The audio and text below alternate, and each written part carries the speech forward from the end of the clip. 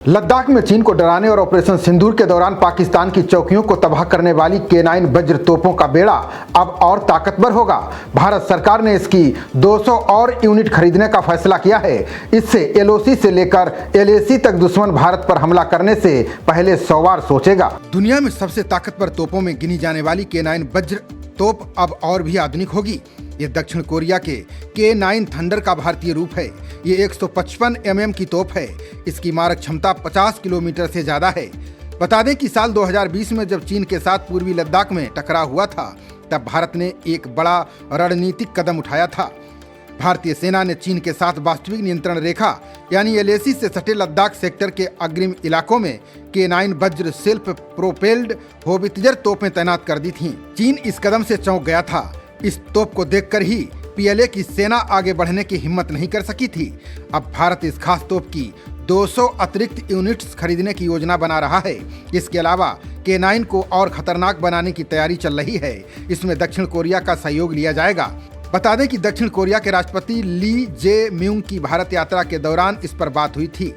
विदेश मंत्रालय के सचिव P कुमार ने इस बारे में कहा कि दक्षिण कोरिया भारत को K9 वज्र और एंटी एयरक्राफ्ट सिस्टम दे चुका है। अब तक इसकी सप्लाई 2 चरणों में पूरी हो चुकी है। अब तीसरे चरण पर बातचीत चल रही है।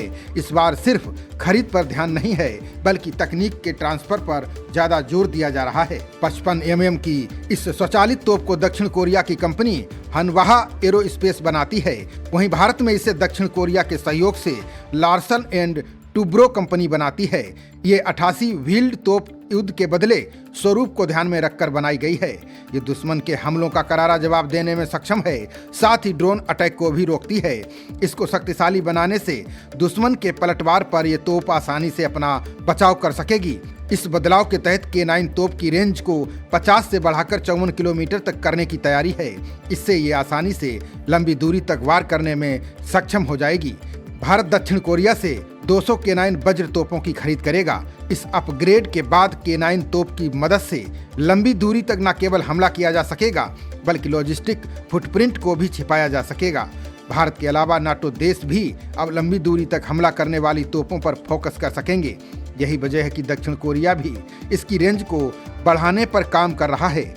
नए K9 तोप में दक्षिण कोरिया फायर कंट्रोल के लिए अत्याधुनिक सिस्टम लगा रहा है। इसके अलावा सटीक हमला करने के लिए नई तकनीक पर भी इस्तेमाल कर रहा है। इससे ये तोप अब बहुत कम समय में अत्यधिक तेजी से गोले दागने में सक्षम हो जाएगी। दक्षिण कोरियाई कंपनी हनवा का कहना है कि इस मॉडल में फुली ऑटो लोडर और संशोधित गन को लगाया गया है। रक्षा वेबसाइट की रिपोर्ट के अनुसार इस नई तोप को चलाने के लिए केवल 3 लोगों, कमांडर, गनर और ड्राइवर की जरूरत होगी। इसके अलावा 8 गोले इसकी मैगजीन में रहेंगे।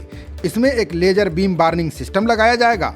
K9 तोप में ड्रोन को जाम करने के लिए भी जैमर लगाया जाएगा ताकि वे हमला ना कर सकें। सबसे अहम बात यह है कि ये तोप लद्दाख की भीषण ठंड से लेकर राजस्थान के तपते रेगिस्तान में काम करने में सक्षम है। ये तोप मात्र 15 सेकेंड में 3 गोले दागने में सक्षम है। इसका एक गोला 47 किलोग्राम का होता है। खबरों का सिलसिला जारी रहेगा। देखते रहिए जनप्रवाद। नमस्कार।